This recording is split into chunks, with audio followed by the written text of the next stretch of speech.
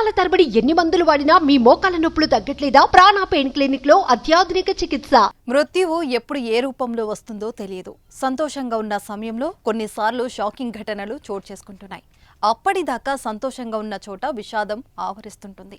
ఇలాంటి ఘటననే సోషల్ మీడియాలో వైరల్ గా మారింది. ఓ వ్యక్తి ఊహించని విధంగా మృత్యువాత పడడం అందరినీ కంటతడి పెట్టిస్తోంది.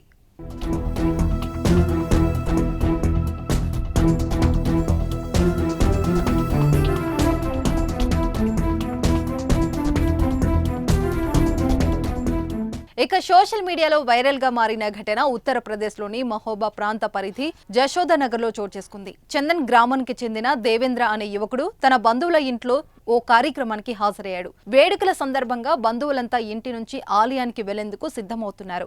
ఈ క్రమంలో దేవేంద్ర జెండా కర్ర కోసం ఓ పెద్ద వెదురు కర్రను పట్టుకొని వారితో పాటు ఇంటికి వచ్చాడు.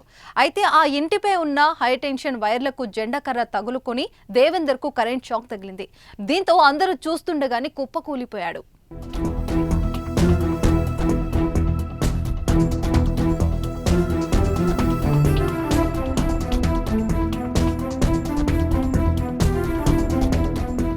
దీంతో దేవేందర్ ను చూసిన అక్కడున్న వారంతా ఒక్కసారిగా షాక్ కి గురయ్యారు.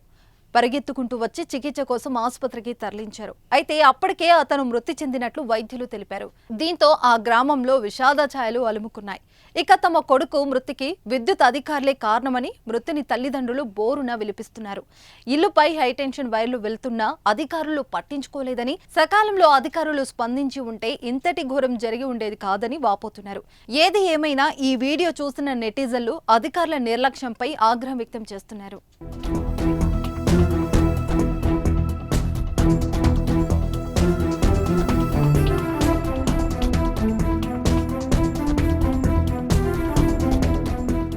సుమన్ టీవీలో మీ పర్సనల్ అండ్ బిజినెస్ ప్రమోషన్స్ కోసం కింది నెంబర్కి కాంటాక్ట్ చేయండి.